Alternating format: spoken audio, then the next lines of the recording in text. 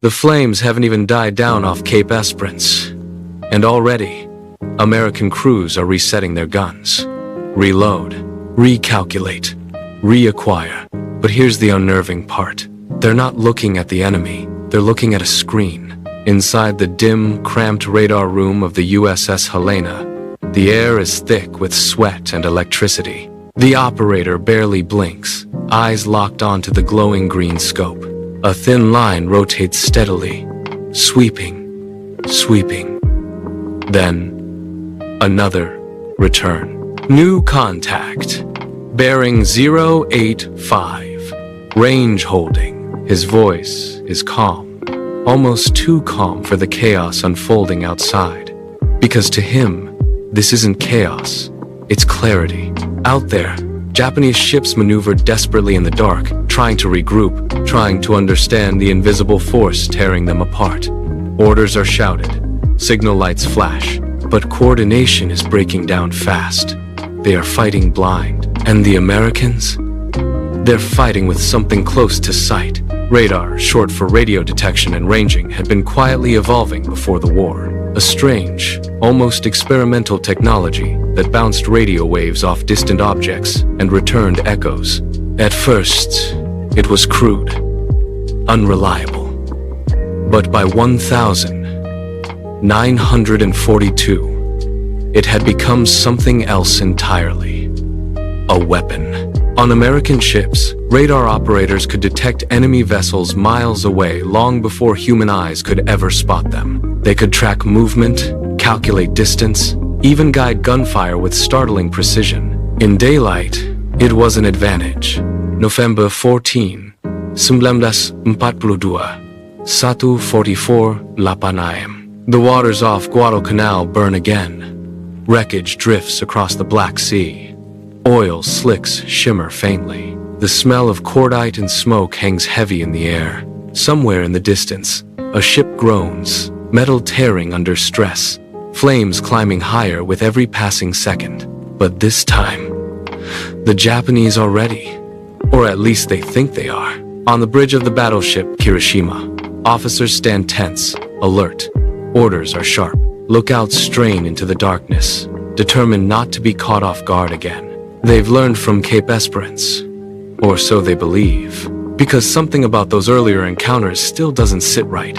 Reports described American gunfire that was too accurate, too fast, too coordinated for a night engagement. There were whispers now, about machines, about detection systems, about something that could see in the dark. But whispers don't win battles. And tonight, the Japanese fleet has a mission. Bombard Henderson Field, cripple the American air presence, reassert control, a decisive blow, the kind they've delivered many times before.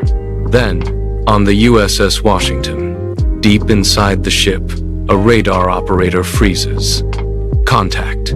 Not one, multiple. His voice cuts through the compartment. Targets detected. Large vessels, closing fast. No panic, just precision. Above him, Captain Glenn B. Davis listens as the information flows upward, filtered, translated, transformed into action. Bearings, range, October 11th, 1942, 2:27 a.m. The black waters off Cape Esperance. The ocean is silent, but it's the kind of silence that feels wrong. Somewhere out there in the darkness, engines hum low. Steel cuts through water. Men stand at their stations, eyes straining into a void that offers nothing back. No moon, no stars, just a suffocating blanket of night. On the bridge of a Japanese cruiser, an officer grips his binoculars, scanning, waiting. Nothing. No silhouettes, no smoke, no sound but the sea. And yet something feels off, because the Imperial Japanese Navy owns the night. Or at least, they used to. For months, Japanese forces had perfected night combat. Their sailors trained relentlessly under darkness. Their torpedoes, long, deadly, almost invisible, could strike before the enemy even knew a battle had begun. American ships, clumsy, blind, easy prey after sunset. That's what every Japanese commander believed. That's what they had proven again and again. Until tonight. Aboard the USS Helena, an American radar operator leans closer to his screen. The green glow flickers across his face. A pulse. A return. Then another. Blips. Multiple. Precise. Contact. Bearing 090. The words cut through the tension like a blade. The Americans can see them. Not with eyes. Not with flares. Not with guesswork. But with something new. Something invisible.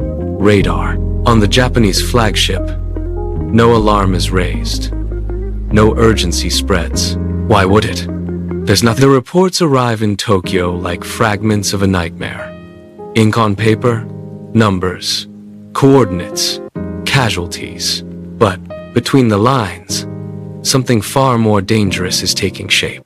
Confusion. In the offices of the Imperial Japanese Navy, senior staff gather under dim light.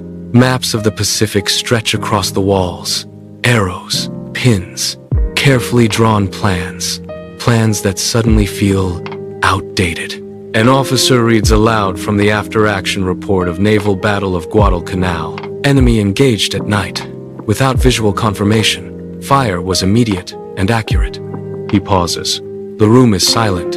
Another officer leans forward. Range? The answer comes quietly, beyond visual detection. That's the moment. You can almost feel it, the shift in the room. The realization settling in like a weight no one can lift. This isn't just improved tactics. This is something else. Something they don't fully understand. Across the Pacific, American ships are being outfitted with radar sets at an accelerating pace. Destroyers, cruisers, battleships, each one gaining the same invisible advantage. Each one turning darkness into something usable, something predictable, something deadly. Meanwhile, Japanese forces scramble to respond, but they're already behind. Japan did have radar technology. Early systems existed. Prototypes were tested, but they lacked the refinement, the integration, and most importantly, the doctrine. Because technology alone doesn't win wars. Understand, by early 1943, the darkness no longer feels like protection. It feels like a trap. Across the waters of Solomon Islands, Japanese destroyer crews prepare for another high-speed run, what the Americans have started calling the Tokyo Express. Fast, precise, invisible. At least, that's how it used to be. Engines roar to life. The ships surge forward, cutting through the night in tight formation. No lights, no signals, just speed and discipline. The mission is urgent. Reinforce dwindling troops, deliver supplies, evacuate the wounded. Everything depends on timing. Everything depends on darkness. But something has changed. Minutes into the run, a lookout scans the horizon. Nothing. Another checks the sky. Empty. No flares, no aircraft, no visible threat. And yet, somewhere far beyond sight, an American radar set has already found them. Aboard a U.S. destroyer, the operator leans over the glowing scope. Multiple contacts, fast-moving, bearing steady. There's no surprise in his voice anymore. This is routine. Coordinates are relayed instantly. Commanders make decisions before the enemy even realizes they're being hunted.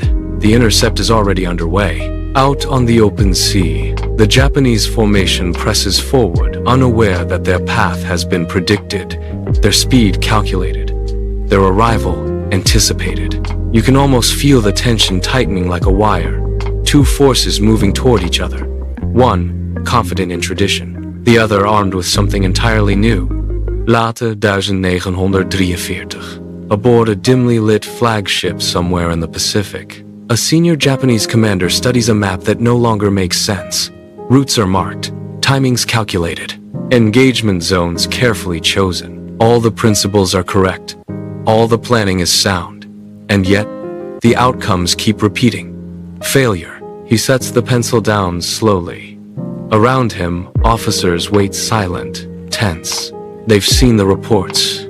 They've heard the survivors. Night engagements lost. Destroyers intercepted. Supply runs shattered before completion. Always the same pattern. The enemy strikes first. The enemy knows where they are. The enemy never seems surprised. At first, they blamed luck, then training, then tactics. But now, there's nothing left to blame except reality. Across the Pacific, American forces have turned radar into something far more than a tool. They've turned it into doctrine. Ships no longer rely on visual confirmation. Command decisions are made from information gathered invisibly continuously. Radar operators are no longer support roles. They are the eyes of the fleet. And those eyes never close. Japanese commanders begin to understand something deeply unsettling. They are not just being outgunned. They are being outseen. At training facilities back home, attempts are made to catch up. Radar units are installed on select ships. Crews are briefed. New procedures are drafted. But it feels rushed, incomplete, because integration takes time. And time is the one thing the Pacific no longer feels like the same battlefield. Not because the ships are different, not because the men are different, but because the night is different. Once, Japanese commanders had moved through darkness with confidence, almost arrogance. Night was their domain, their shield, their weapon. Now, it's something else entirely. A liability. Across the vast expanse of the Pacific, American fleets operate with a new kind of certainty. Radar is no longer experimental, no longer limited. It is everywhere, integrated into every major task force, refined, trusted, relied upon, and most importantly understood. Because by now, the United States hasn't just adopted radar, they've mastered it. In operations around Philippine Sea and beyond, American ships coordinate in ways that would have been impossible just 2 years earlier. Night patrols overlap seamlessly. Intercepts are planned before the enemy even arrives. Fighter aircraft are guided in darkness. Ships maneuver without visual contact. Entire battles unfold based on information no human eye could ever gather alone. It's not just vision anymore. It's dominance. For Japan, the consequences are everywhere. Night movements slow. Risk assessments grow heavier. Commanders hesitate where they once acted instinctively, because the question never goes away. Are we already on their screen? You can almost feel the psychological weight pressing down on every decision, every course plotted, every engine started. Because the moment